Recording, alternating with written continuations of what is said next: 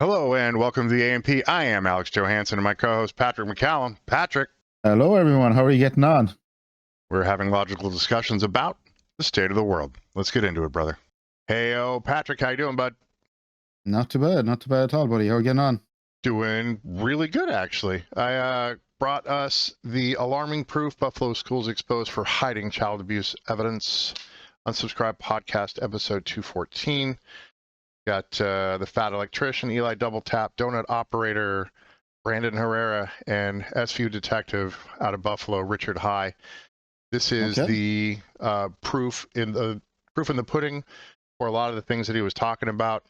There's a lot of fluff in this one. It's not quite so direct and forward, so we're going to chop it up a little bit. We're not going to be running through the whole thing, but I think this information is really good for people to understand what's going on in some of these school systems, how things are not working all that well. And the amount of money that we spend at the state and federal level for education is really high.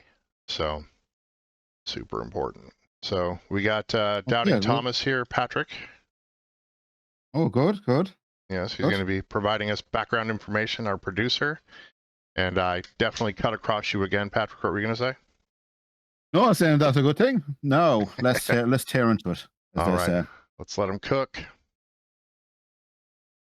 Where do you guys want to go from Rich, give us an update on where you're starting right now. You've done like the podcast run, then now you're finally slowing down on that side. But what was the recourse, or what is everything happening now with you? Okay, so it's been like what, 3 weeks? I think 3 full weeks. We're going into the fourth. So it started off with our initial buzz, and then I went in right away to do an interview with Channel 7. They did a 27-minute long interview, and they only put up like 3 to 4 minutes of its entirety. That was it. The news attacked me for about 3 or 4 days. Now, High has made headlines numerous times in the past. The Attorney General's office had found High had been, quote, repeatedly discourteous and unprofessional. This is ridiculous. What is this? This is crazy. I'm listening to all these guys burp and just be absolutely foul. You're looking at like the White Claws on the table. And is so alcohol involved here? My Where first are they? thought is, okay, this can't actually be real. I don't think there's ever been another case that has come out like this. It's so 2025, right? It comes out on the podcast and bizarre. And then our autistic army decided to show them they might want to reconsider coming after somebody that might be looking out for the welfare of children in the city of Buffalo. That's really strange. So, he came out and said, look, here, item number, here's all these things that are going very, very bad for your children in the Buffalo School District. And he's an SVU detective, right?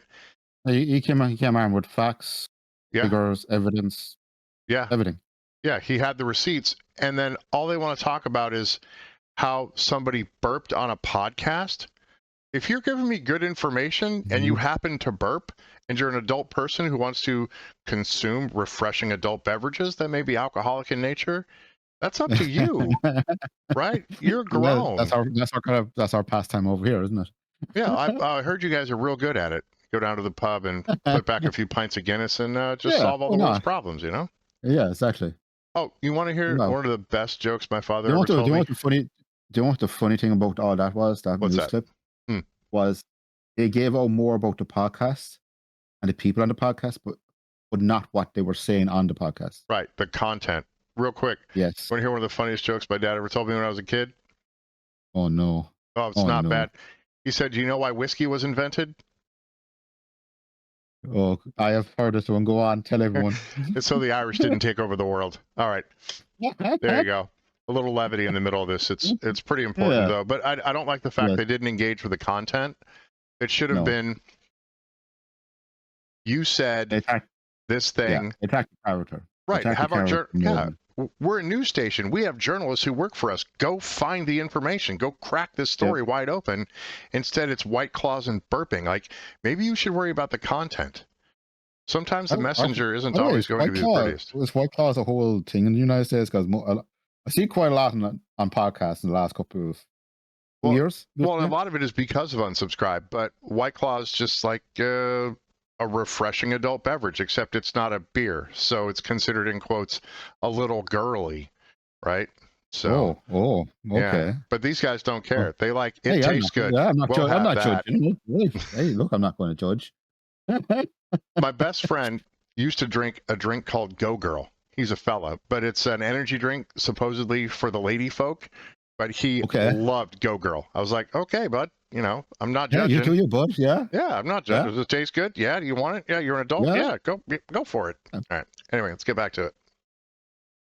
Especially when we have a binder worth of information that we got just from OSINT, just from open source intelligence gathering.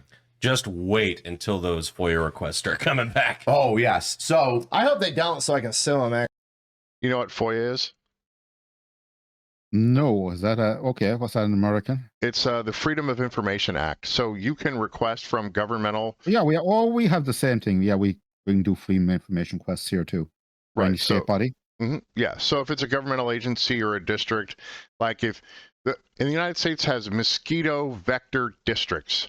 If you want to get information from whatever district that does the mosquito vectoring problems, you can go do a FOIA request. I want to know this, that, and the other thing, or pretty much any governmental agency, you can do that. So yeah, same over here, exactly the same. Actually, it'll be great. So Nick starts doing the FOIA requests. I start getting calls from different news agencies. I'm not going on the local news anymore at all, unless it's the radio with David Bellavia, because he's been fantastic. Yeah, he's amazing. David Bellavia's got a radio show on WBEN. Who's the other guy? Ben, I think too. Ben's on Channel 2. Is he? Yep. But he's been doing good. Ben T is from the Buffalo News. Nate Benson is on Channel 2. He's doing great. And then Ben T is with Buffalo News. He's also doing great. Yeah, Ben's been very funny to watch, even just on Twitter or X or whatever. That's been very fun. That's the one with the autistic army. We're like, let him through. Stop. They all stay to the side and do not touch him. Yeah, careful. He's a hero. They're all standing at parade rest, double saluting. So after the first week of like this onslaught of bullshit on coming towards me and me bearing the brunt of it, and then our army pushing back and saying, wait a second, why are you doing this? We should be looking into this. You shouldn't be shooting the messenger, even though he has a fantastic mug, which you can now get at Bunker Branding. I want that mug. I want that mug so bad. Okay. I think I'm going to get one. Oh, yeah. And shirt. And shirt. Put down the wrong pipe. So then Channel 2 special investigative reporter actually did a little bit of a deep dive and discovered that since 2021, there have been over 17,000 police calls to the city of Buffalo. 17,772. To be. Think about that. Okay. That's a lot. That's a lot. But, I just wondered how many were, accidental calls and so on. Right. We'll go into that. But you got to understand that part of the reason for that is that the Buffalo School District in the state of New York is the second largest school district in that state, which means they're going to have more calls, right? But you're going to have, you're going to have accidental alarm pulls, and you're going to have information stuff only. We found a lock that was unlocked on the backside of, the place where the kids play recess. Okay. Like little information only. We found this. Nonsensical. Well, not even so much nonsensical, but something that, I would say, that's going to be disingenuous, but let's record a little thing that happened in case there's a problem with the gate. Like, let's say the gate continues to be unlocked every time you go out there, but you lock it. Okay, get a new lock. You know what I'm saying? Yeah. That kind of stuff. So yeah, common sense kind of, Exact. And about 54% of them fall under miscellaneous or information only, which is fine. If you get like a school board, or like, I don't know, like a school door was left open and it sounded the alarm, and you're like, all right, miscellaneous or alarm. It actually would go under an alarm call. Well, I stated originally that the schools were using these miscellaneous calls in order to cover up incidents of abuse on the children from either child on child or a child coming in and making a disclosure to the schools. Well, what do you know? Out of the past 4 major incidents that have gotten tons of news coverage from the city of Buffalo public school system, one of them being a stabbing or a shooting at McKinley, one of them I think was a stabbing There was an overdose incident and There- something else. The teacher, And the kidnapping. The teacher gave the kids THC gummies, and the kidnapping, alleged kidnapping that he's Also- now getting charged for. Those- They're all school other. The Yeah. crazy one was the one with the teacher that warned them about that door. They're like, "Hey, students are Oh, yes. taking knives through this door." The stab. So you got to understand, in American high Okay. schools, a lot of them have metal detectors when you go through, right? So on the East Coast and the Midwest, a lot of times the school buildings are an enclosed set of structures, which lends to security, right? So Okay. makes Doubting sense, Thomas yeah. can tell you that the form and function of a lot of those structures, those buildings, are fairly security minded. Toward the West Coast, the campuses are a lot more wide open, right? Okay. So, but the thing is, it's hard to get into most schools on the East Coast and most of the Midwest. And a lot of it has to do with the weather. And the winter is super, super cold. So you have to have more interior. West Coast, warmer Okay. weather, more open campuses, Obviously, right? yeah. But the thing is understand what he's describing there are felonies, either committed by Yes. students, staff, Or teachers giving students drugs. Okay. the Yeah. THC gummies. Right. So Yeah. there's a health and welfare problem there. Yeah. There's other kinds of felonies. There's Do caregiver these issues. do these teachers actually get vetted whatsoever? Oh man, we don't have time for that. We don't Okay. have- but Okay. there's a process. There's a process where they're supposed to be vetted. Oh man. Okay. Okay. So you get a 4-year degree, and then you have to get a teaching certificate. So that takes a year, and then you have to do like an internal. You have to work with teachers to get approved by teachers too. It's similar. it's like a Yes, residency for a doctor. Yeah, it's right? same structure over here. So, but it sounds Yeah. like, So somebody says they check off. They're like, yeah, so and so can be a teacher. They're morally and ethically sound.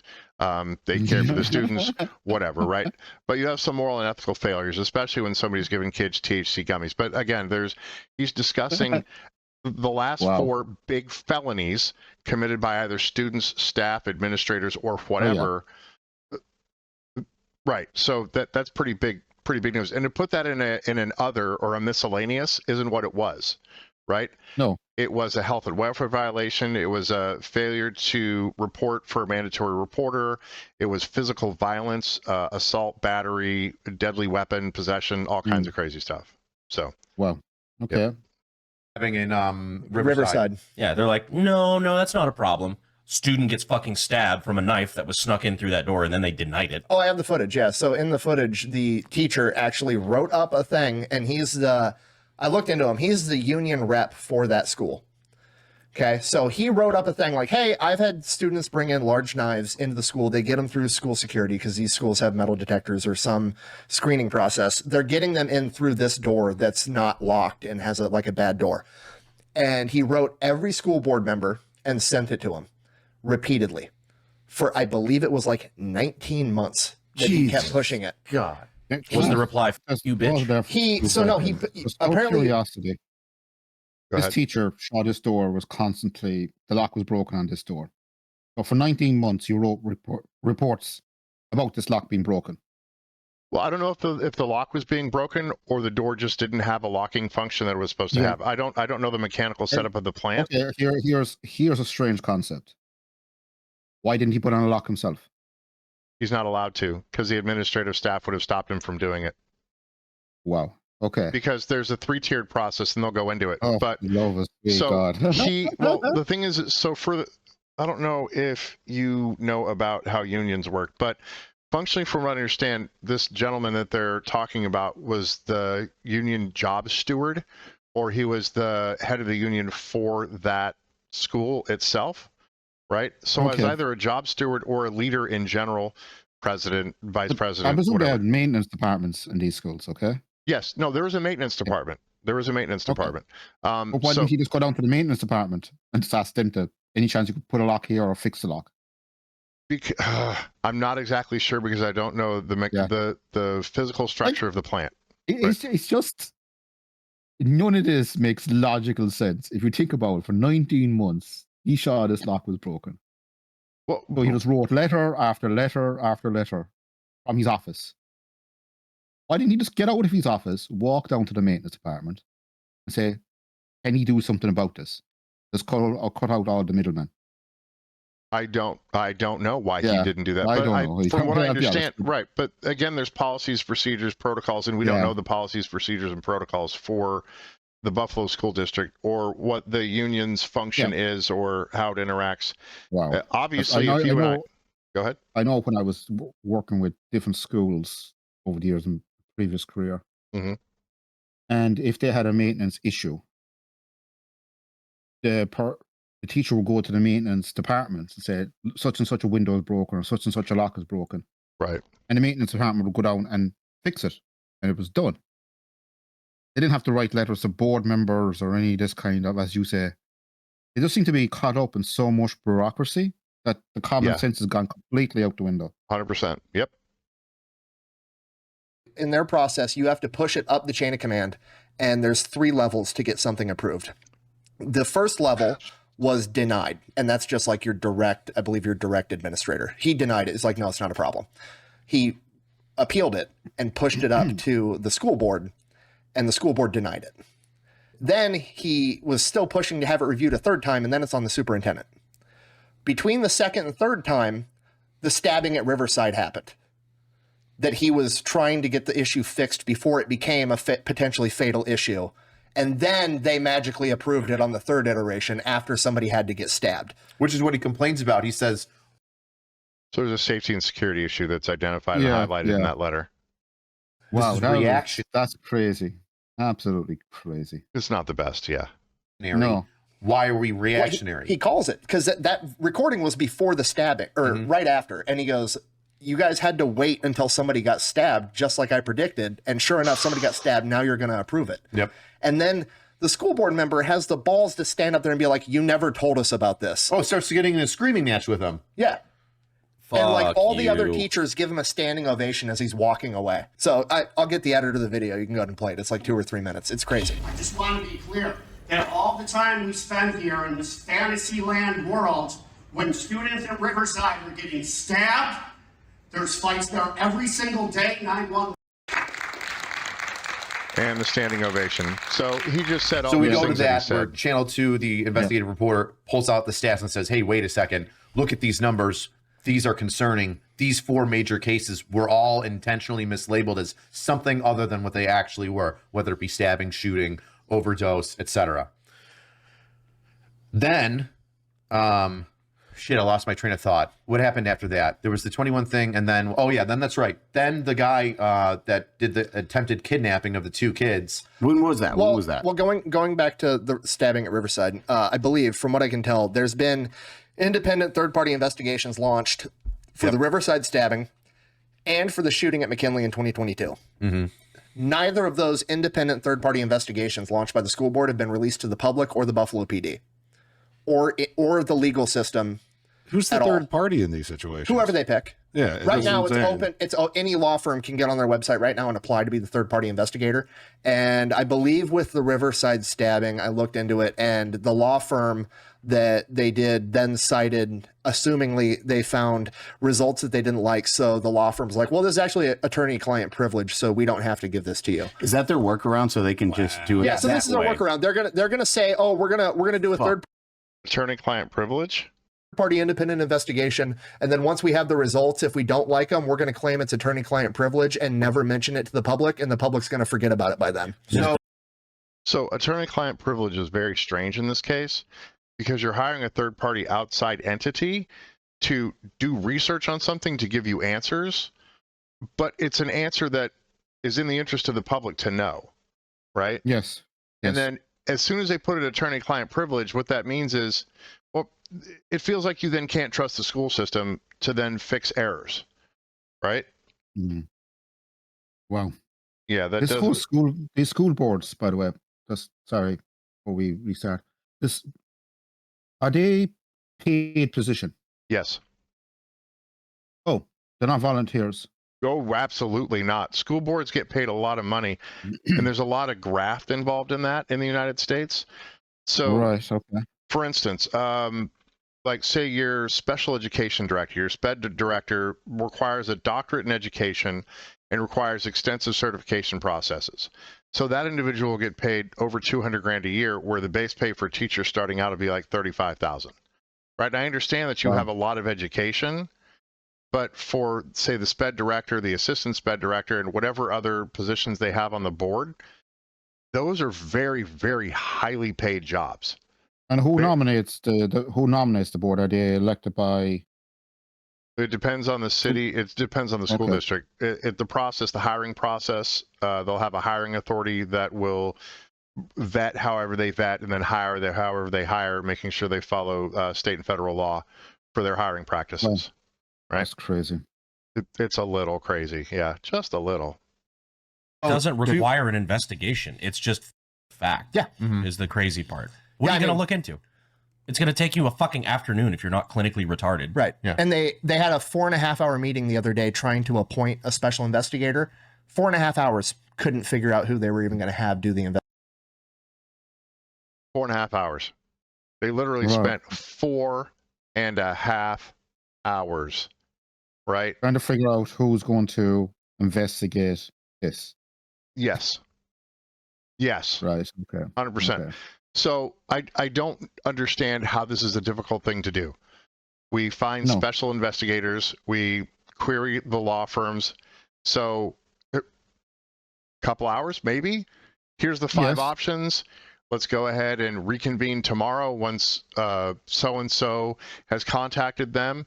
We'll get a rundown and a report, and then we'll pick the one that's best, and they will run an investigation. The problem is a transparency problem, right? They're just not transparent. And if my children are in your school district, I really want that school board to be transparent in their functions, right? Absolutely transparent. I don't want the problem is, I think the reason is they're not so trust because they're trying to protect their own jobs. Simple as that. Oh, 100%. Yeah. Yeah. It's a reputation problem. Like if something goes wrong below me, I'm responsible for it. But if I just put my head in the dirt, give it the old ostrich treatment, then no issue. There's no issue there at all. Don't look over here. Nothing happening over here. Yeah. No. Wow. So, all right, let's get back. Let's let Detective High cook. At the same firm as the former DA who opened his mouth, who's full of shit, has made an attorney-client privilege so that it could never be shared intentionally. That was the end result of that one. So that's one thing to look out for or really stress moving forward, is not letting that happen as they hire a new one. Yeah, they'll have somebody investigate it. They're intentionally not going to hire a new one. I can't prove it. I can't prove it with evidence, but I have multiple people that have all basically said, well, the superintendent's retiring in June, and she has 3 or 4 friends on the school board, and they're basically going to stall this until she gets her good retirement, and then they'll let it go to an investigation.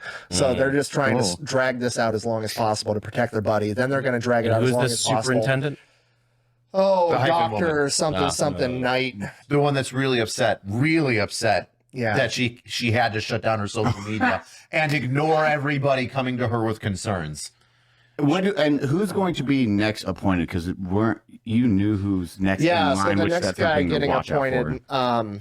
I've heard from multiple sources he's not great either. I can pull up his name. Well, he's friends in that group, so he's already conditioned for this. Well, there's only like one male in the board, isn't there? Dr. Tanya Williams Knight. Yep. Yeah, I don't know. I got a hold of the teachers union rep. I sent him an email because one thing the news did that was really shitty is they took the one snippet where you were talking about allegedly one teacher in particular was putting kids inside of a bathroom with the lights off. Yes. One teacher is what we said. Correct. The news then portrayed it to the teachers union president, Richard Nigro, that we were saying this about all teachers. Which we're not. And he was upset. Obviously, like, that's fair if you think that we're saying all Buffalo teachers are throwing small children in a cage, which we're not saying at all. We were and he's like, on that. you're painting everybody with a broad brush. Right, but they're just clipping couple-second segments out and portraying it. On another. So that's really, really disingenuous for that to be like.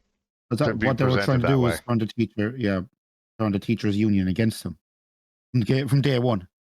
Oh yeah, right away. Away. So this is obviously his job is to protect teachers. So. Right. So, but and the students as well, right? Yeah. the SVU detective wants to make sure that your kids and your people are safe in that environment because it's a state function in the United States. Education is a state function, right? Yeah, it's state that's why I can't understand why the state doesn't step in and do their own investigation of these incidents. Why does it have to be school board allowed to launch their own investigation? Investigate themselves. Well, they talk about that later. So they're good at setting up rubrics and teaching kids and educational stuff, right? Allegedly. Okay. Right. So, but Detective High is a detective in SVU. It's his job to investigate crimes and find out who's done naughty and who's been nice and who needs to get charged and who needs to go to the grand jury. Right. So you have people who have an educational background who are conducting investigations either with a third party outside that they're not letting that information go with attorney-client privilege, or they're saying, I've investigated it myself and it's good to me. Well, you're not trained in that field, right? You're just not. Yeah. You know? Let's see what they say here. Podcast called Black Rifle Coffee Podcast, High described how some teachers and teacher aides use school bathrooms for so-called timeout rooms. The Buffalo Public School will put children in the bathroom and turn off the lights and then put their foot against the door so the kid can't get out. But where's the timeout room? Oh, it's the bathroom. Timeout room is the bathroom? Yeah. What do you do in the timeout room? Well, my teacher and the teacher's aide, the Buffalo Public School, will put children in the bathroom and turn off the lights. Wow, so, I wonder what that's like. Yeah, exactly. Geez, the news doing that to two people who are trying to better the environment for people in their community? Brandon, who would know what that feels like? You know, this is why I think that media trust is at an all-time high. Oh. And it's a smart move on their part because right now, all the information I have hundreds of teachers that I've talked to and interviewed and everything. And they're the ones that are giving me all the information, telling me what FOIA requests to fill out. Like, they're the ones that are helping. By and large, all of these teachers are great people trying to do what's best for these kids. And they all feel that their hands are being tied behind their back. They're not allowed to do what needs to be done to keep these kids and themselves safe. And the administration is intentionally doing it. I mean, So I think that's a good thing for the people in the Buffalo School District to know. The teachers are genuine. They really do want what's best for the kids. But there's some administrators or administrative functions that have either been put in the way, like the bureaucratic backlog you were talking about. Yeah, that's preventing that environment from being as optimized as it can for the purposes of educating their children. You know, not only educating, but keeping them safe while they're out of your house, you know? Exactly. That's as he was trying to say, vast majority of teachers just want to go in and do their vocation. They don't want to deal with this kind of bureaucracy that just absolutely doesn't make sense. They just want to make their rubrics and their lesson plans and they just encourage these kids job. to learn and think critically and become better people. You know, develop them positively. I've seen some horror stories over the years from the United States when it comes to school boards, like HOAs and that kind of stuff. And you're kind of going, what in the name of God? Why are you doing this thing? It's very This does not purport with reality. You're lost. You're in the sauce and lost in it. All right, here we go. You're 2 decades into your career at this point, and you've never been written up in 20 years. Never. All of a sudden, instantly. Getting called down to the administrator's office. And the odd thing about these write-ups, they weren't anything. They had no backing. It was just to intimidate me. I mean, it just got crazy. I just pulled it up before I got on with you, and I have this document. It's like every other day we were getting called down. And I got to the point where my phone would ring in my classroom and I would get sick and I would puke. Because I would literally go to the bathroom and puke because I was being tormented every day and supposed to teach kids at the same time. And it makes you physically ill because I'm not used to treating people this way, ever. And I'll tell you what, it started then. So that's super retaliatory from administrative staff. Well, this teacher been on this before, this teacher is probably doing something in the best interest of the child, but it ran counter to what the administrator thought was the right thing to do. And the punishment is the process. And when your bosses are telling you you've done all these bad things, you're like, I don't understand what's happening here. Well, the thing is you're being put behind the 8 ball. You're being targeted because you're not with the party line, as it were. Yeah, you're not towing the line. Mm-hmm. Yeah. And up until a month and a half ago, it has not stopped. They have not stopped retaliating against me, and it's almost gotten worse. So what they're doing is they're coming out and making it seem like, oh, we just want to burn everything to the ground and go after these teachers. We don't. Like, the teachers are great. It's just the not even all of the administration. Some members in the administration and the culture that they've created are not safe, and it doesn't allow these teachers to do their jobs. Which is really fun that you have teachers on the inside that are essentially like with telling you what FOIA request to file and shit. Oh yeah, that's basically like they're giving you the exhaust port plans on the Death Star. Like, please, for the love of God, blow this up. Well, the scariest part to me is every single, with the exception of like 1 or 2, and the 1 or 2 that I've talked to, the only reason they're not terrified of losing their job is because the school board has already gone after them repeatedly and tried to fire them and lost in court. Correct. Nice. The gentleman that we've already showed the clip of at that school board meeting. The punishment's the process. Yeah. Right. Yeah, it's super bad. When the punishment or the process doesn't work and the teacher has nothing to lose, they have nothing to lose. They forget that part too. Right. Yeah. Or nothing to lose. Like, you're gonna fire me anyway. So what the heck? You know? Yeah. Here's all the evidence I have. Yeah, here you go. Yeah. That was a union rep. I forget what instance it was, but he got into it with the Buffalo School Board over some safety stuff, and they put him on paid leave for 2 years while they tried to fire him. What the fuck? Including other people. Including, because he was the head of the social studies department.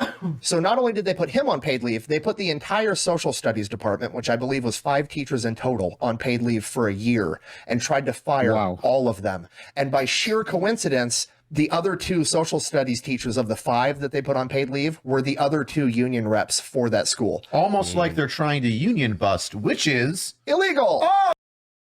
Yeah, union busting is super illegal. If administrative staff comes down after like all the union reps and job stewards and stuff, yeah, that's a big no-no, right? And go ahead. Put 5 teachers on paid leave for years.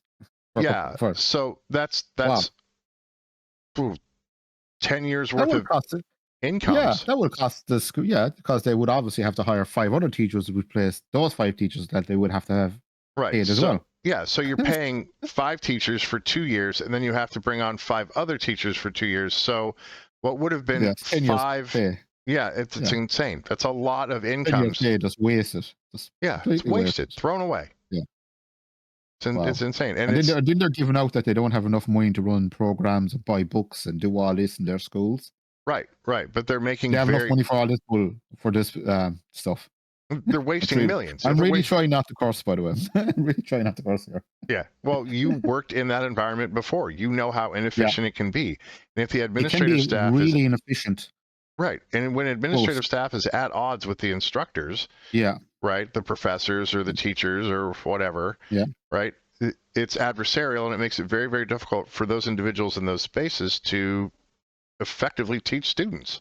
Like the one guy said, like, I'm puking because I'm like just getting written up and targeted. Yeah, but the difference with our schools is we do not have this level of administration bloat.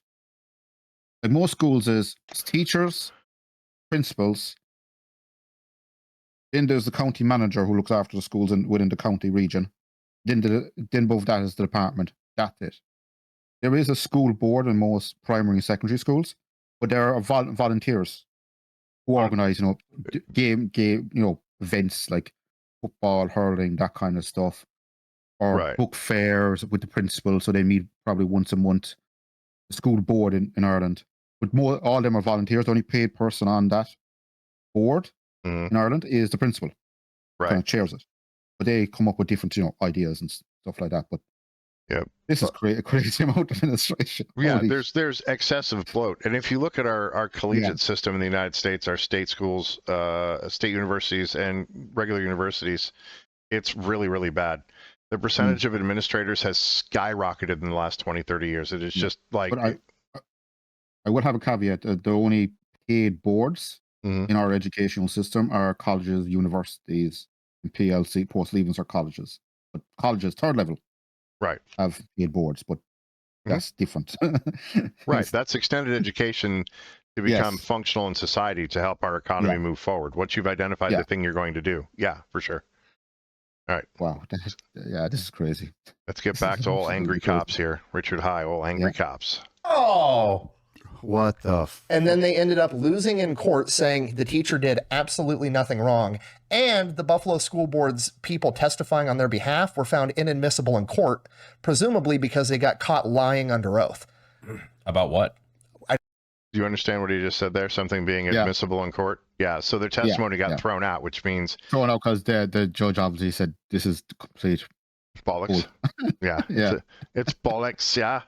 Yeah. I was trying. Yeah. See how shit out the course. The United States, well, dude, in the United States, don't even recognize that as a curse term. Just so you know. You just think it's United States might, but YouTube might. You know, YouTube.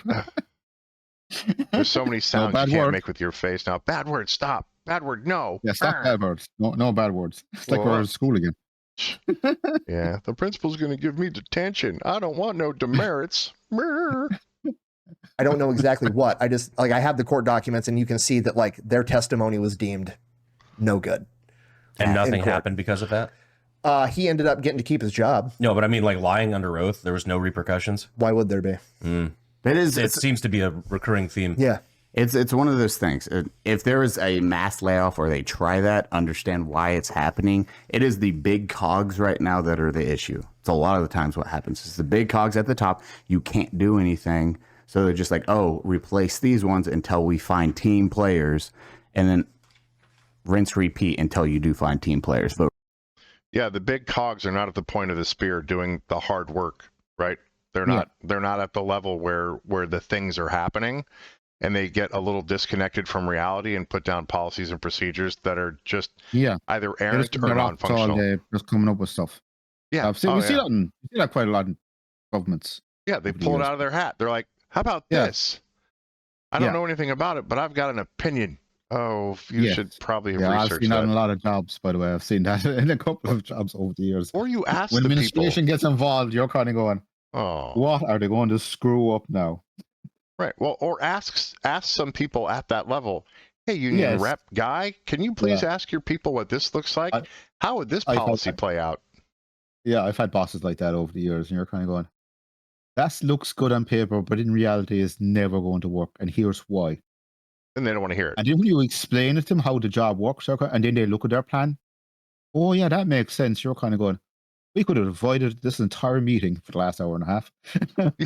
You just wasted 90 minutes of my life when you could have just had a 5-minute conversation. What do you think about this? It won't work. Why? XYZ. Cool. Yeah. Break. All right, back to work, Easy peasy. Yeah. But no, we got to make it as difficult as possible, right?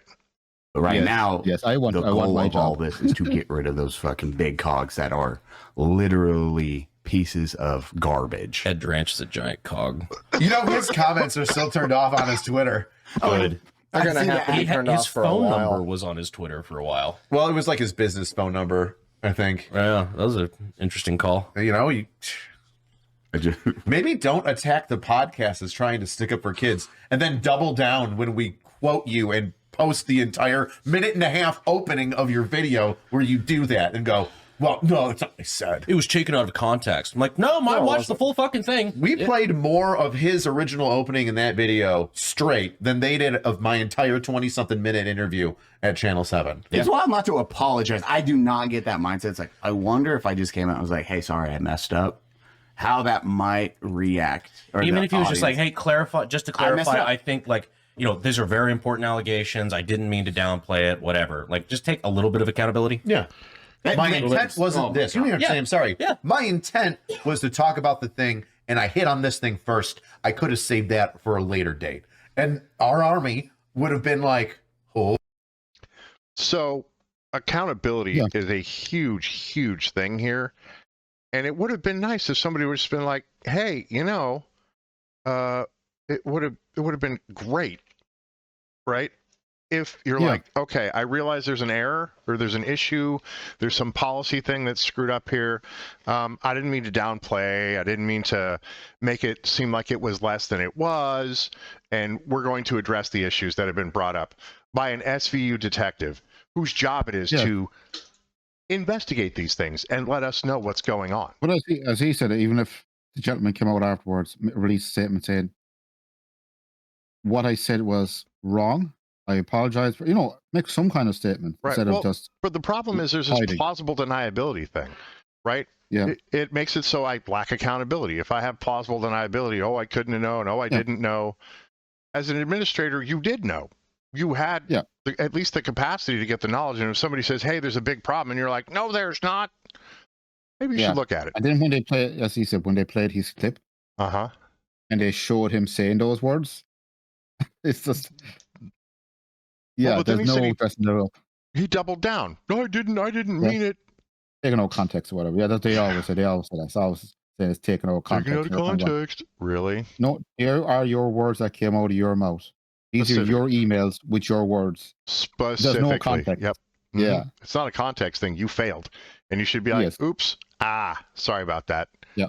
I think so many legal cases would be solved if somebody just turned around and say, okay, I said it. I'm sorry.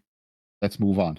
Right. I'm sorry. Let's redress this and then get on to the task of teaching kids or whatever the job is or whatever the function is. But sue one of the news channels? Oh, get ready for I built an entire case to sue one of the news channels. All right, what's the case? Were we slandered, Nick? Well, Rich was defamed.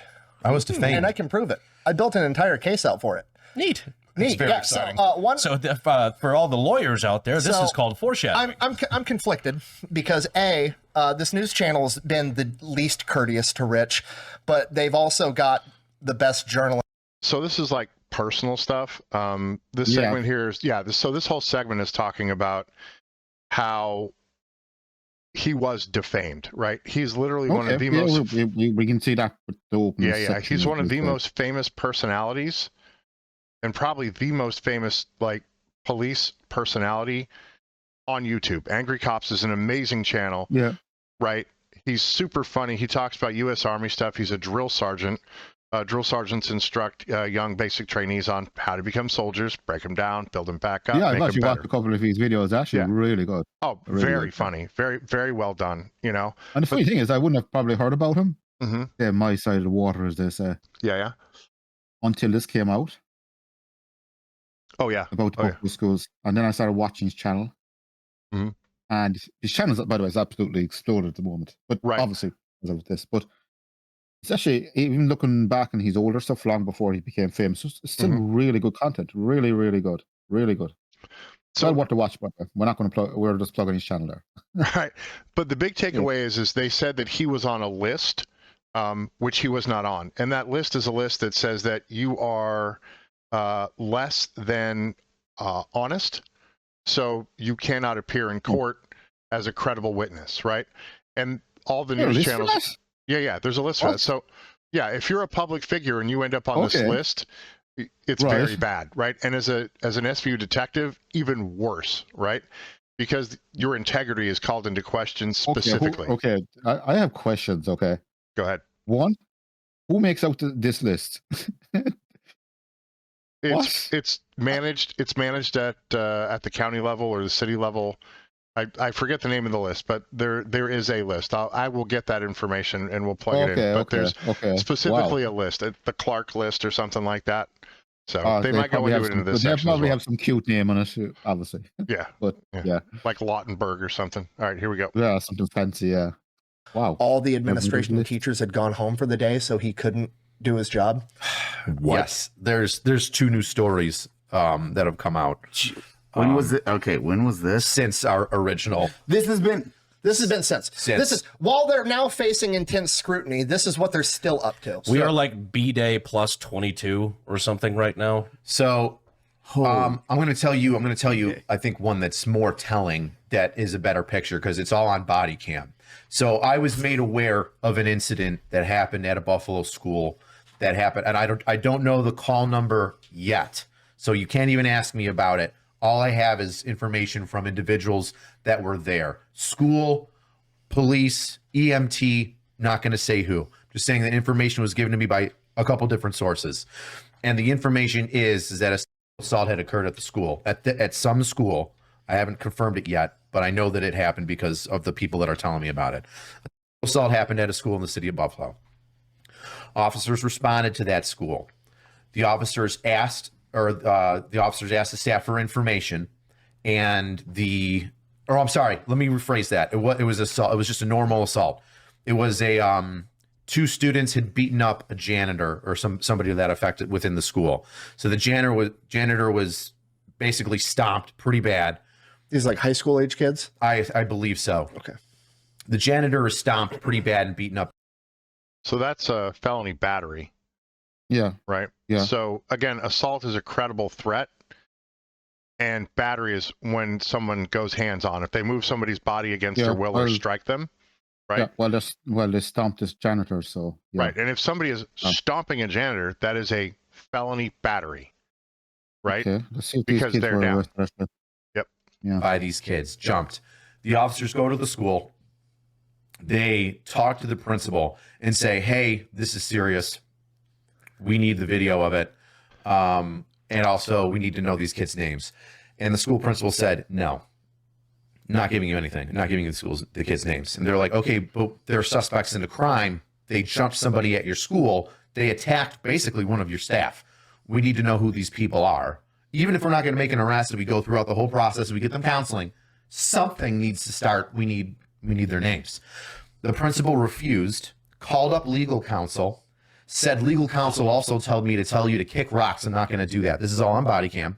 And then the officers had the wherewithal to say, hey, here's the supporting deposition. I want you to sign the supporting deposition stating that you are refusing to give me the names of the suspects that assaulted your staff because they're individuals that go to your school. And she signed it. Oh my God. So she wrote the deposition. I'm refusing per legal counsel, if I'm not mistaken. I'm refusing per legal counsel. At least I'm refusing to give you the names of the children in juveniles, 17, 18, who gives a shit, that assaulted one of my members of staff. So there's a few problems here. The first one is the janitor had his rights horrifically violated. Because now an infraction cannot be investigated because they are not being allowed to know who the students were that committed a felony, right? Yeah. So that's a problem. And another one is that is a huge lack of transparency. And if my kids went to public school in Buffalo, I would immediately put them in private school. Immediately, I'd be like, absolutely not. If my son or daughter gets... this is a member of he or she, the principal's staff. Or the principal herself. Yeah. Yeah, like someone who is in charge. She wouldn't even stand up for her own staff. No. Would not stand up for the staff. No. On advice of legal counsel. Now, generally speaking, I would say don't ever talk to the cops. Like, it's generally not a safe thing to talk to cops. There's a lot of reasons for that. But if a cop is in your space and asks you a question specifically about a felony being committed, and they're not asking for your opinion, but for information, X individual performed Y task, as far as we're aware, allegedly. I need the name of the individual. Yes, officer. Yes, detective, lieutenant, sergeant, fella, SVU. Here you go. Yeah. Here you go. Especially if it's one of your own staff. Mm-hmm. Wow. So they don't care about any staff, or it's just how their reputation is all they give a shit about. Because they're not protecting their own and they're not protecting the kids. They're not protecting anybody. So now these two kids can go, they've got carte blanche. Why not go assault another staff member? Why not go assault some kids? Teachers or the principal's not going to give any of my information away to the police. So there you go. Families that have their kids in schools, the principals are allowing juveniles that are assaulting grown adults to remain around your children with no recourse. If your kid's being bullied at a Buffalo public school and you're not getting the response that you think you require to address that issue, this is your red flag. You might want to get involved. And I believe there's actually a couple of class actions right now against the Buffalo Public Schools. Yeah, system. there's now ads going around Facebook and ads getting mailed out by law firms that are basically asking people like, hey, this is apparently a prevalent issue. Get a hold of us if you want us to take a legal suit against Buffalo schools. And this is, I guarantee, we've talked about it, but this has got to be way more. Buffalo's a great starting point, but y'all need to rally too and figure out if this is happening in your districts and start expanding and asking for this information. Yep. So definitely nationwide. I did even more digging on the Shane Cronin case, the alleged kidnapping at the. So class action lawsuits are, you identify a class of people, right?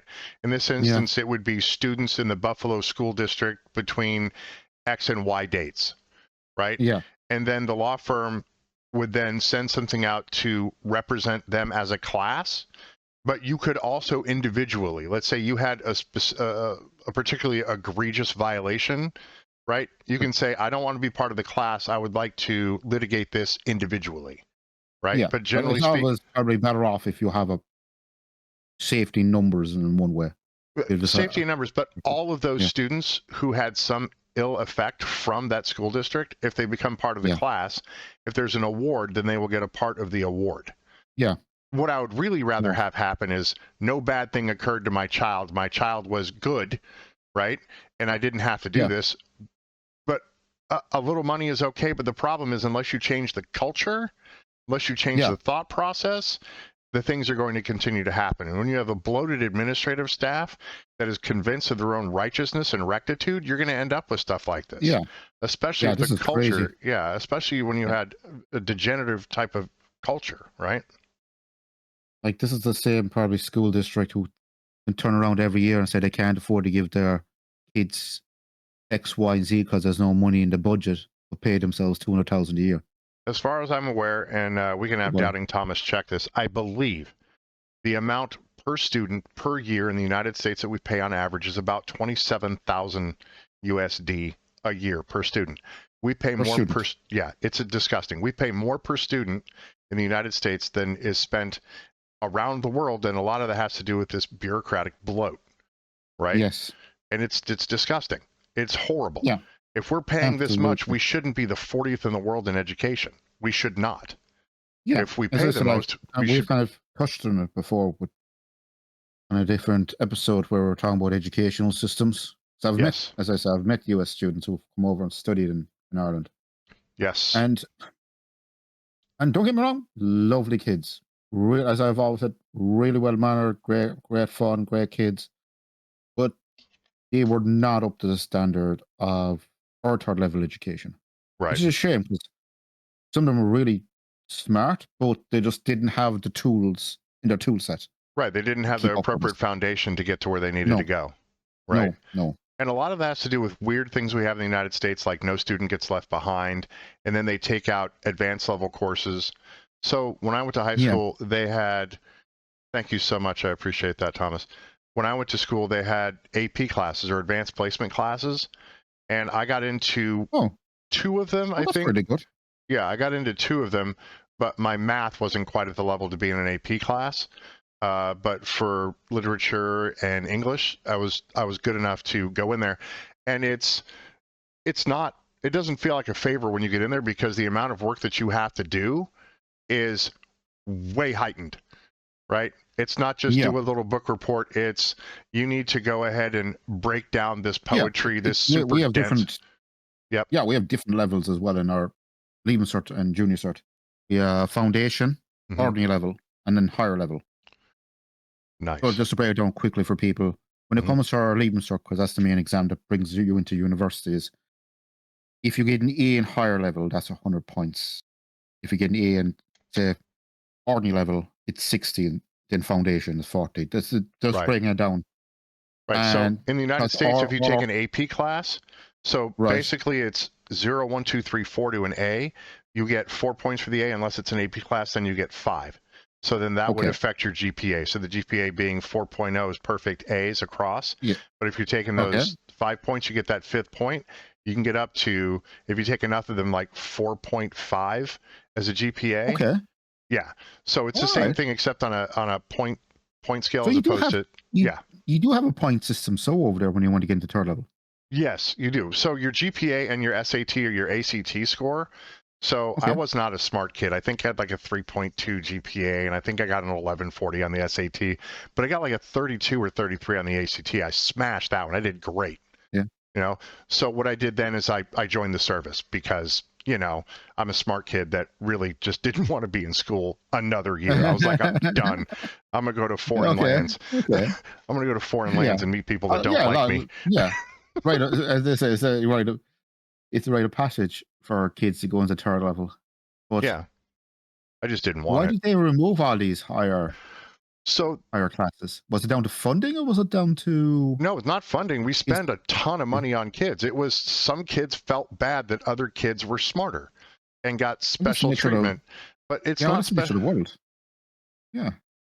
Happens. Yeah, we're not equal. Yeah. I'm as tall as I am. Someone else is not as tall as me. Somebody else is obviously better looking than me. That's why you're not looking at my face, because I'd bust the camera, right?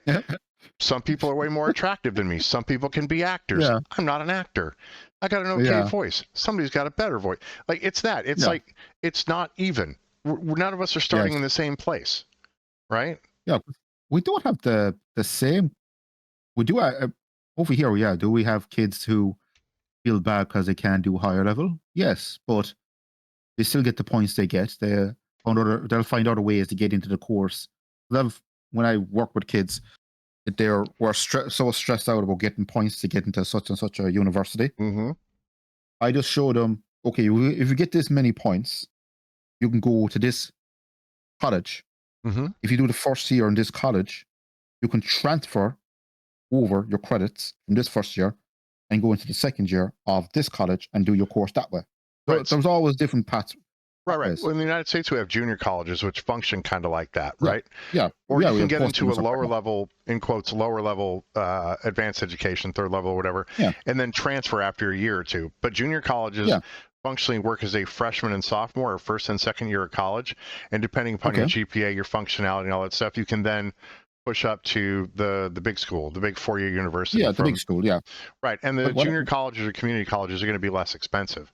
And a lot of people structure it that way just based on money, right? Yes. Wow. Money is a big thing over there. I know the universities are huge.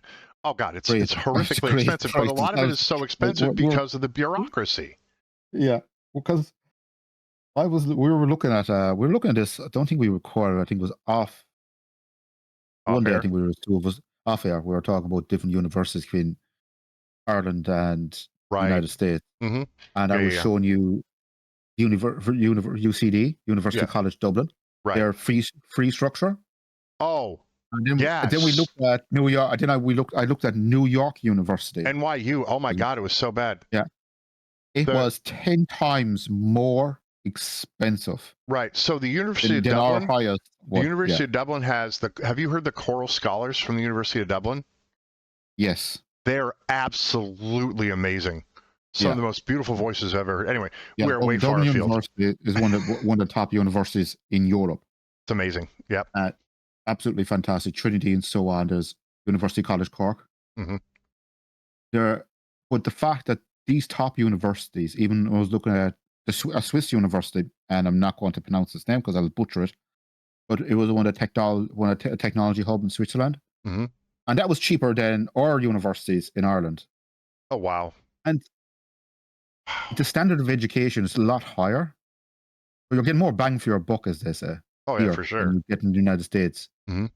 Like, it's the money was absolute. And that was just, by the way, I was just looking at the fees, let alone the, obviously, accommodation and so on. I know Dublin's very high. Dublin's roughly the same price for accommodation than it is in New York. Oh, my God. But even then, even then, you're still saving a lot of money by coming to university here. As I said, it still comes down to the fact that the poor kids coming over here, still, even though they come for some of these top universities, I'm just talking about the mathematical side because I studied business. Right. Their mathematical skills that they were taught in their universities is what we would classify as junior cert mathematical level, touching on leaving cert. Well, I got into college and I thought I was a smart kid until I got to third year calculus. And the teacher's like, here's your rubric, here's the syllabus. I was like 10 minutes into a 90-minute class, right? For the next 75 minutes, I had no idea what that dude was saying. I went up to him after class. I'm like, hey, bud, I don't know what you just said for like the last hour and change. I'm out. Yeah. I'm going to go holler at the dean. I'm going to go ahead and I'm going to switch on out of here. I hit my limit. I hit my mathematical limit. It's fine. Yeah. The limit of advance has been reached. Yeah, maths is a very important part of business, so to let people know when you're studying business. Right. Well, I think 2 years of calculus is pretty good. It's going to get you most Calculus places you need to go. has its place, but when I was talking to them, I was trying to teach them basic foundation accountancy. Oh, okay. So the accountancy side, statistics, and all that kind of stuff. Then calculus came more into the side of when I was teaching them management accounting, which is slightly different from normal accounting, but they hadn't clue. And it wasn't their fault. It was because this young lady I was talking to, by the way, she was really good.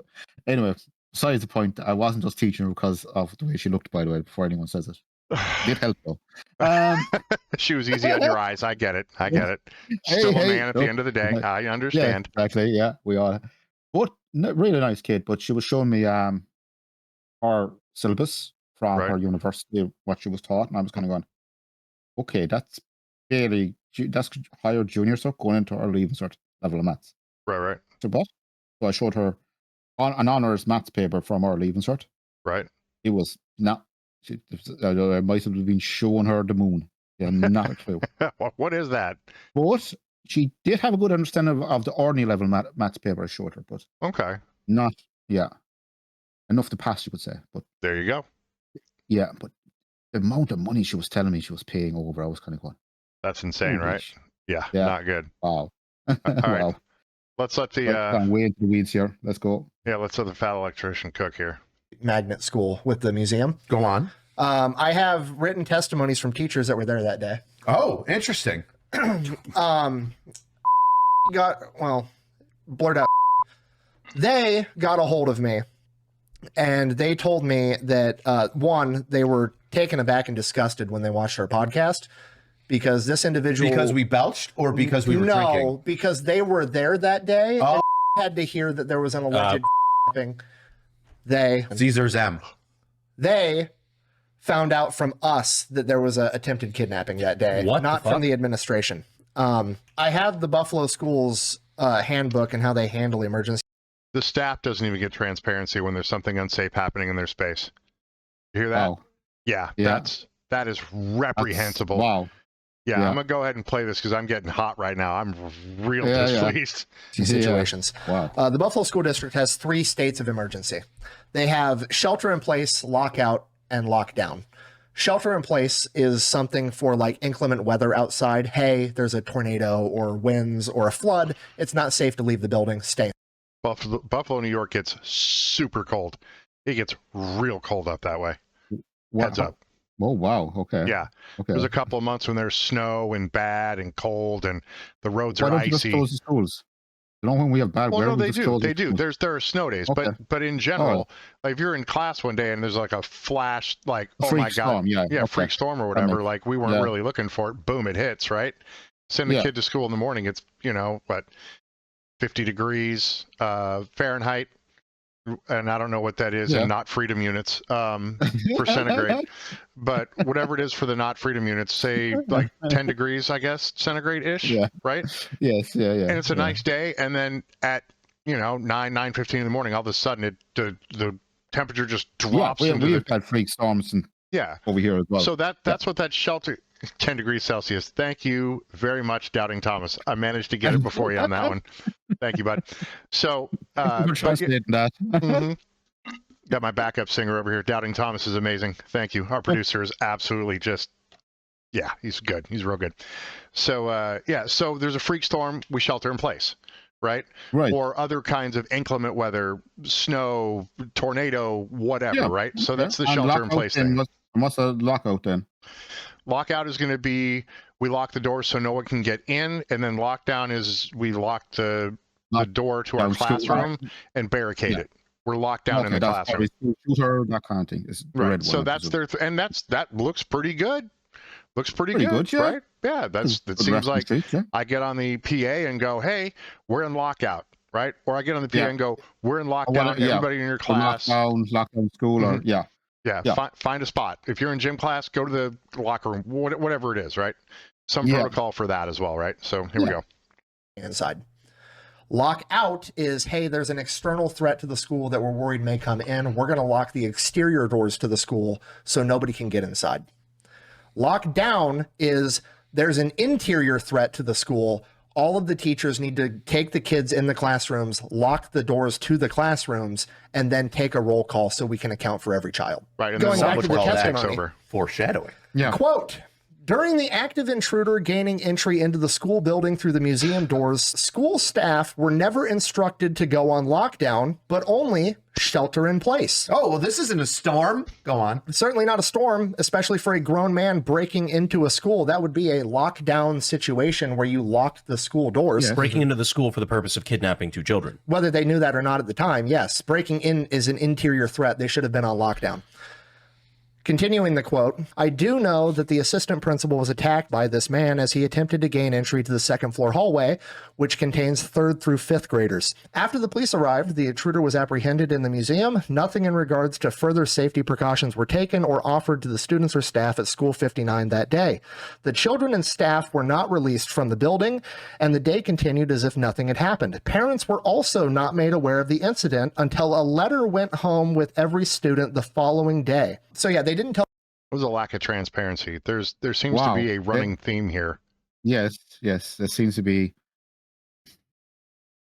Failure. It seems more failure, or I would say more they're just incompetent, completely incompetent of their own jobs. Well, You it's know, like to what the failure, hell they do. compound failure, right? Like Yeah, I fail and it's- then I fail again, Yeah. and then I misinform, and then I hide, and then I Yeah. decide that you don't need the information, and then I lock No. it behind attorney-client privilege, and I have zero Yeah. transparency. Like you can't trust. Yeah, there's a complete lack of trust there. So The Tell fact the that parents that they just sent a letter home the following day. It's a letter. Oh, by the way, this happened. yeah, It's just- that's not great. That's not great Yeah. at all. No. So no. the teachers Wow. should have, immediately after that happened, the teachers should have gotten with their students and said, hey, get your cell phones out because I know you've got them.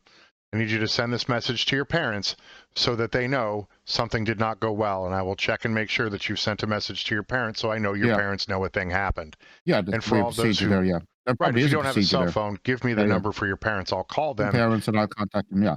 Yeah, But 'cause let's face it, most kids have cell phones nowadays. Let's face it.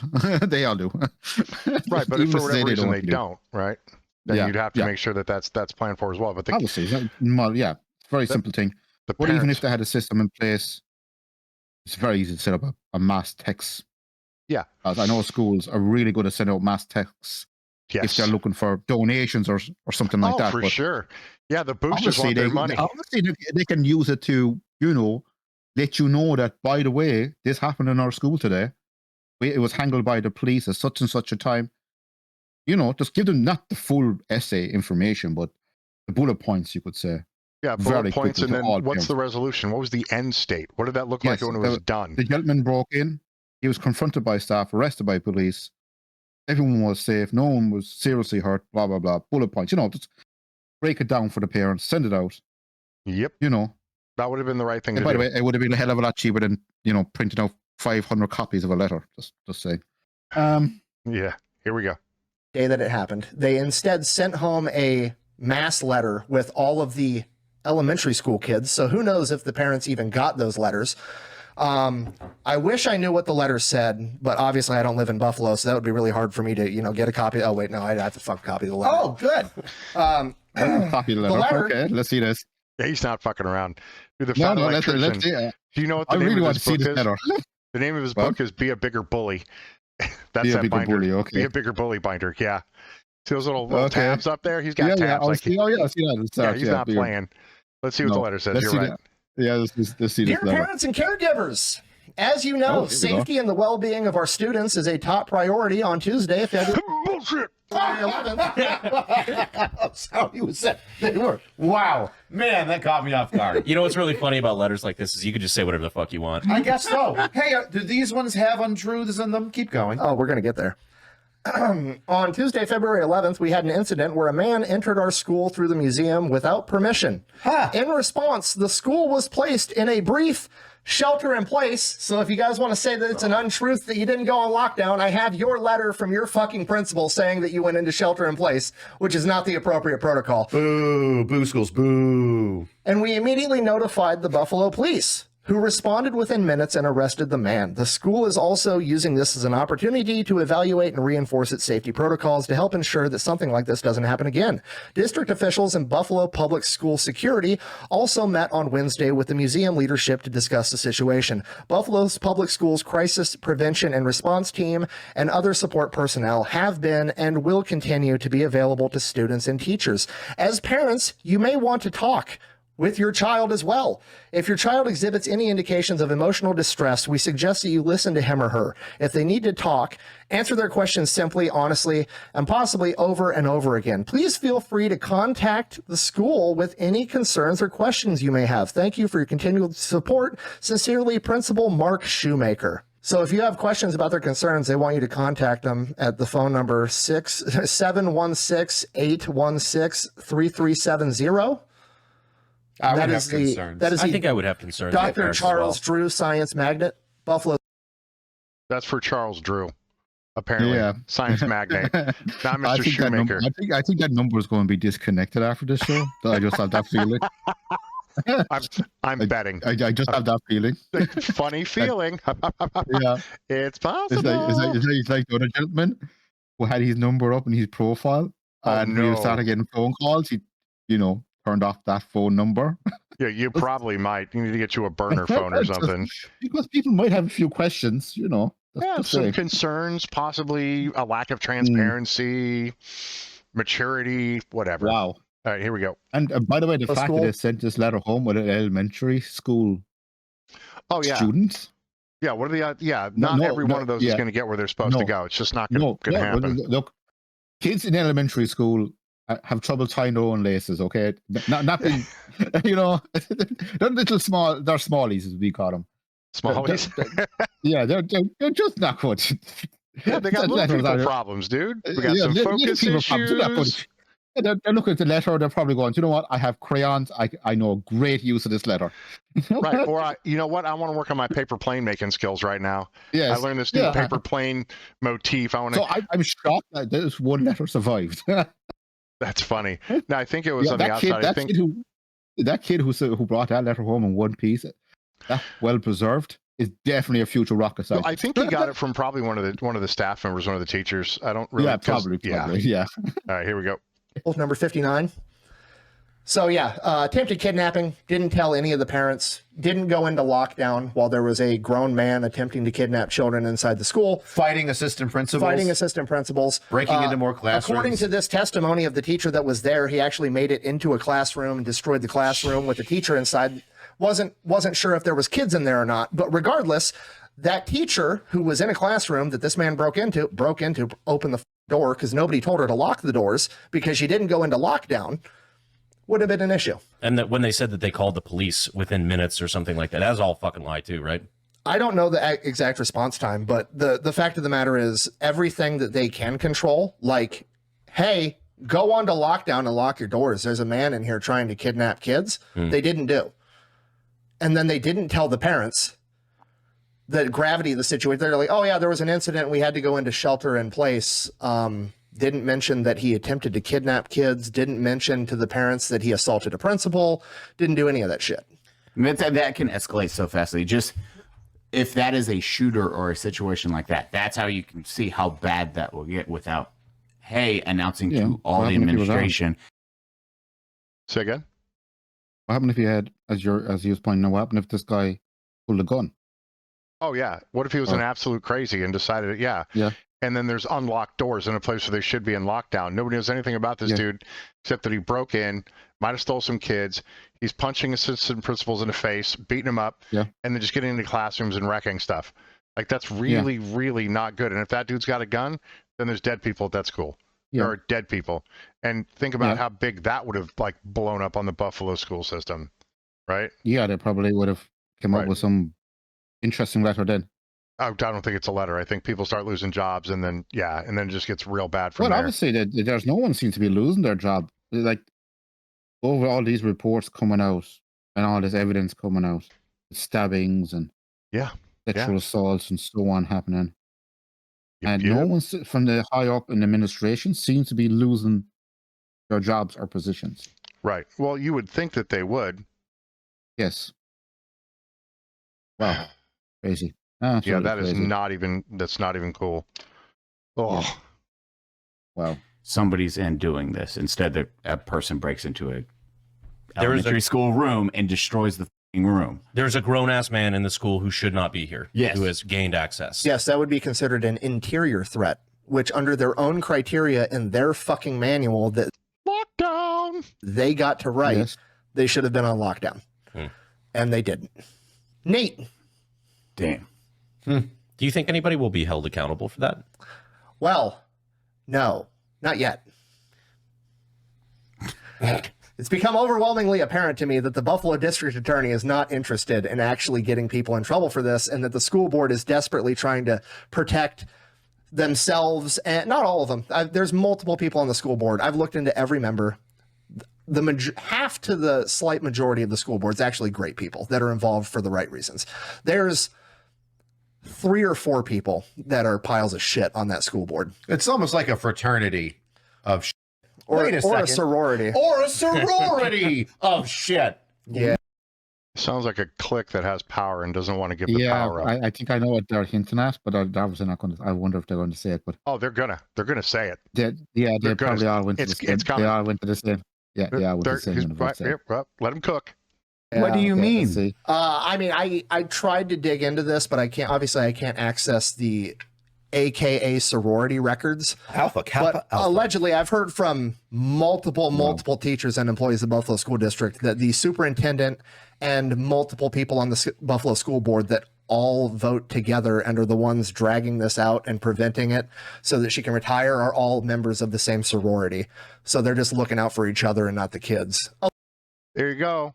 There you go, Patrick. Wow. Yeah. Mr. McCown. Yeah. I knew. Alpha. Kappa. Alpha. And it makes me sad that it's an A. A for alpha. Yeah. That hurts my feelings. Yeah. What I'm saying is sororities are a big clicky club in a lot of universities over there, aren't they? Yeah, big time. Fraternities and sororities. A lot of times, post-college, like those are your buddies. That's your crew, you know? And if you need something, you call your fraternity brother or your sorority sister. Yeah. Well, but it's a social construct. That's actually a good construct. Yeah. You know what I'm saying? Like you invest a lot of time in these others that are like your family while you're away from home, you know? Yeah. And you build trust and relationships. And then once you get out, then you can lean on these fellas or, you know, chicas later on down the line, sorority sisters, fraternity brothers, right? Yeah. Generally speaking, it's a positive thing. But in this case, it doesn't look like it's breeding positivity. Yes. It looks like they're voting in a block to be just inappropriate. Take their own brothers and sisters from, as opposed to the safety of the children, which should be paramount. Our children are our future. If we don't protect them, we don't protect our future. That's foul play. At best, foul play. At worst, it's intentional. And I wonder if these administrators, the school board, if they were not if they weren't paid, but they were volunteers, a volunteer position. Would they be as combative towards law enforcement and investigations? Because then they wouldn't have anything. So, for example, really. In the United States, if you have homelessness, right? So the state of California spends billions trying to combat the homeless thing, right? So what happens is you pay a bunch of people money, and they are going to, in quotes, solve the problem. But if they solve the problem of homelessness, then they don't get to get paid anymore. Yeah. So they don't have. Yeah. Turkeys don't work for Christmas. Okay. Right. All right, so let's get back Yeah. and let him cook. Hold on one second. Here we go. Allegedly. Is that the wine guzzler too? Is the wine guzzler one? I believe so. What's that? What do you know? Oh my God. What do you know? The superintendent and the wine guzzler working together. Perfect. So the wine guzzler who flips off people that are worried about their school and says so on a Zoom meeting.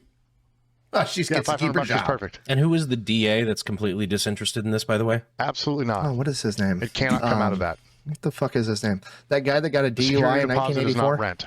The security deposit is the security deposit. That guy that got a DUI in 1984 for what was Okay. it? I believe he was driving Chase. under the influence down the wrong lane with no headlights. He then attempted to evade the police after getting stopped. Was that did a hammered? field sobriety Jesus. test, and then after he failed the field sobriety test, Yeah, it's just speaking to the characters, some of the people here. Yeah, The long and the yeah, short of this one is this guy's daddy really, really, yeah, Was helped disappointed? him out. Yeah, Yeah. Oh my God. He yeah, just failed upwards. big Okay. time, big time. Still Yeah. has a position, still doing the thing. So, and he's Wow. talking about the lawyers in some of these firms as well. Okay. It would be that Governor Kathy Hochul's office, maybe her, because I don't know if they got this to her yet. Hopefully somebody can get it to her, are aware that the ongoing abduction case is still, well, ongoing.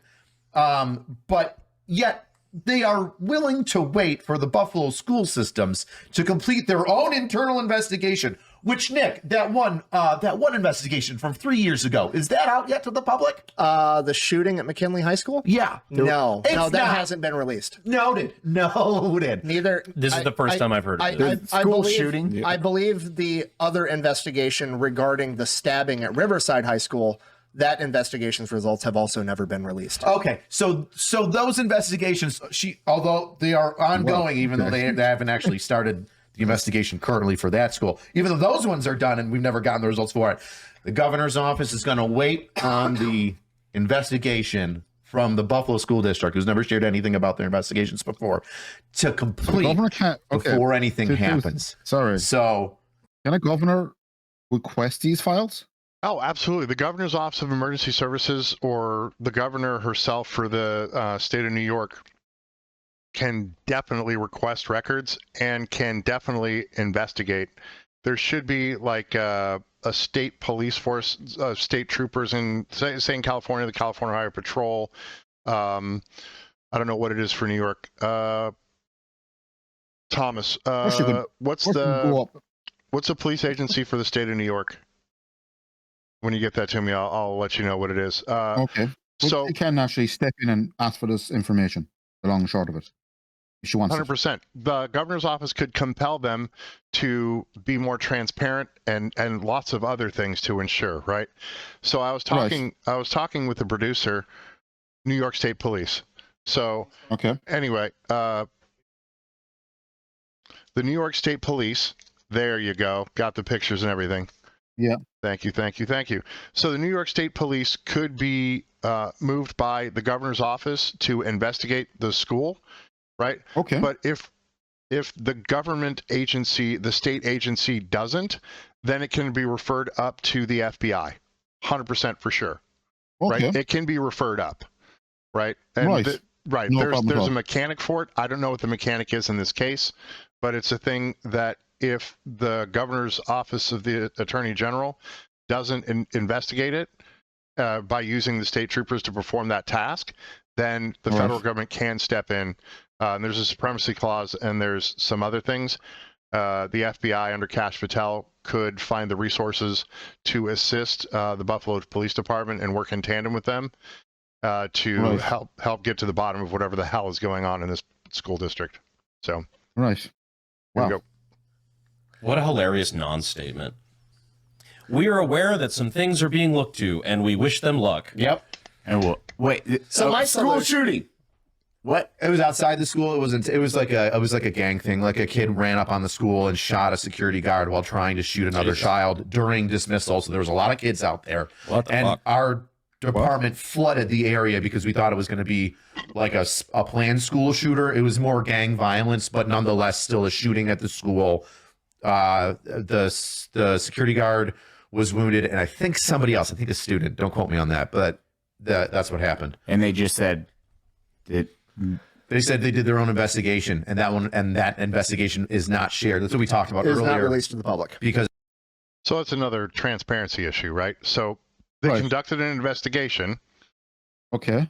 People who are not maybe necessarily the best at investigating. So again, if it was a third-party law firm conducting the investigations, law firms have investigators on staff, generally speaking, to do these kinds of investigations of all kinds of things, civil, criminal cases, whatever, right? So they had the assets. The school paid a law firm to do the thing. The law firm then gave them the report on the thing, and it has never been released because it's been placed under attorney-client privilege, which means the school lacks transparency. When there was a shooting, someone discharged a firearm on school property 3 years ago, and nobody knows what the hell happened. Nobody knows. Wow. Well, the people who were involved saw it, right? All right, so here we go. This is from Doubting Thomas. Generally speaking, the FBI is brought in when the crime or corruption reach a federal level of crime or national security. I'm also aware they get involved with crimes that are interstate as it becomes a federal crime. So if it crosses a state line. So federal crimes, public corruption, which is what this is, civil rights violations. These are civil rights violations on the janitor that got beat up. It's a civil rights violation for the fellow that got shot and then no one went to investigate the infraction. Cybercrime, national security, joint task force. And the local law enforcement, the Buffalo PD, could contact the FBI can also provide support to local law enforcement agencies in the form of technical assistance, forensic, and other resources, right? So the governor has plenty of tools in our toolbox, you could say, to deal with this if she wanted to. Very, very easily. But Governor Hochul would have to want to. Yes. Right after the incident where she distanced herself from Cuomo by saying, we weren't close, which I don't know how how Hochul and Cuomo couldn't have been close based on all of the years that they worked together. Yeah, that's politics. Right. So she had to put down the plausible deniability. Doubting Thomas and I had a discussion about this earlier, and he was frothing at the mouth. Right? literally, Thomas is not on with us today because he is so livid and angry at this. He could not control himself. I'm having a hard time. Yes, right. I've dealt with these situations over here. Right, and not have the. I'm just thinking I have to be careful of confidentiality. Right. Previous position. But I do think of instances that have happened in local schools. I've worked with the staff who were involved. We work in the same office, you could say. And over here, when the Gardaí step in, or the Child Protection Service steps in, or TUSLA, or so on, when the agencies step in and they request information, 9 times out of 10 they'll get it. Right. There's no question. There is none of this. I'm going to ring my lawyer first and let you know. No. I think because a lot of our positions are state, not privately funded. I don't know if that is privately funded or whatever. There's not as much backside ass covering, that it becomes far more transparent. This is, as I said, these people, these administrators are vastly overpaid and vastly underqualified. Right. So there's a ton of avenues they can take here. There are multiple representatives in that area that are in the United States House of Representatives. There are 2 senators for the state of New York. There's the state attorney general. There is the governor's office. All of these entities, if they wanted to, could get on their horse, do a little Paul Revere, and go find out why those children are being so horrifically afflicted by this bullshit. This is unacceptable behavior by adult, mature people who should be respecting the care and safety of the children as a paramount thing. You know what they could also do? I presume the governor controls their funding. Yes. Turn around and say to the school board, unless all of you resign, effective immediately, we're cutting all funding till you're gone and replaced. Right. Well, the problem is that's going to be right, but that's a state assembly thing. So as far as I understand, the governor can say that, but it would be up to State the Assembly, obviously, the state controls legislature the to budget do and that, so on. right? Yes, yes. But the governor could send a strongly worded letter and say, you're failing, fix yourself, or there's state Congress is going to have some real bad things to say to you. The way this, they showed a clip there earlier of one of these board meetings, and they just set up there like lemons refusing to engage by the looks of it. Right. Well, we passed over. What would happen if the governor walked in and started asking them questions live on camera? Would they treat her the same way? I don't think they would. I also don't think Governor Hochul's going to go to Buffalo, New York, right? Yeah. And go, you're broken, fix yourself. Like, I don't. Guess what? It'd probably make a really good campaign stand, maybe. Well, if she wants to get reelected, just saying. If she wants to get reelected, it's a very Democrat state. I don't think she's going to miss next go, if she even can go another go. But send the lieutenant governor, send the head of the governor's office of emergency services, send someone, somebody from office. Your state Congress has an education committee. Send the head of the education committee from your state senator assembly. I presume they have local congressmen, they have senators, and so on. Right. So there's 2 senators in New York, and there's either 1, 2, or 3. I don't know the population. So it's about 800,000 per congressman or congressperson, right? Good, so there's 2 or 3 maybe. 2 or 3, 4 maybe. We'll say they have 3, right? So there are 3 congresspersons who are specifically assigned to the area where Buffalo Public Schools is, right? Just based on the population. None of them seem to be stepping in either. None of them want to step in. Nobody seems to be stepping in. Like, nobody's stepping up to the plate. And what Eli Doubletap said earlier was, get involved. Find out what's going on at your kids' schools, because there could be some wild stuff like this. Because the local congressman who was in that area. Find his name. Yeah. And hound his office. If parents really want to change something, they'll have to do it themselves. He's right. Yeah, it doesn't look like they're going to be coming across with acting right, at least until June, once the head of the board retires. By the way, that happens quite a lot in every case. Pretty much. It's kind of snowball until we give them the golden parachute and we'll get somebody else in. Yeah, good luck. All right, here we go. Yeah, because it's attorney-client privilege. Yeah. So they have a pretty good history of not sharing results of the investigation, which would concern everybody. So I think my solution now would be to put up the email of the FBI, and we'll put it in the description as well. And you can email the also FBI. be like right here on the screen. And let them know, hey, you should probably be looking at Buffalo Public Schools. And then if, I don't know, this video gets 1 million views and we can rely on 10% of you to take 30 seconds out of your day to shoot an email, and then the FBI gets 100,000 emails, which is enough to sway a federal election, we get to do this cool thing where we pit the government against itself and watch it eat itself alive. Oh, and what's even funnier is Kash Patel, the director of the FBI, came out 10 days ago and took a hardline stance on protecting kids and let them know, hey, you should probably be looking at Buffalo Public. All right. We're going to be closing up on this. There's some left, but yeah. I'm really, really worked up. I'm super angry. I think that's a good point to end this arc, as they say, until there's a further update. But right. Well, this thing has been cooking for 3 weeks, right? And it's just spiraling. Yeah. I was saying people should get more involved in their local school area, no matter, just say Buffalo, for instance, or any school district. Yes.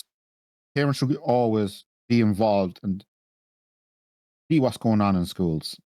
I say the same in our own schools as well over here. Right. Get involved. Don't just drop your kid off in the morning, collect in the evening, and that's it. Get involved in the schools. See what's going on. You could even benefit the schools in a lot of ways. You know what I mean? From an outside point of view. 100%. 100%. Right. Now. Okay. That was a tough one. All right. Like, subscribe, hit the bell, do the things. You know what they are. I'm looking at you. Do the things. Real quick, though. Tips.fbi.gov, 1-800-CALL-FBI. If you think huge issues in your school district, if you're in the Buffalo school district, I would suggest that you get a hold of them and let them know that you feel this you deem that it's necessary that they look into this, even if just supporting the Buffalo school district and mobilizing resources to ensure that your children are safe which is obviously our future. We got to keep our babies safe. Again, like, subscribe, hit the bell, do all the things. Doubting Thomas, thank you for producing. Patrick McCallum, it has been a pleasure. I am Alex Johansson, and we are out.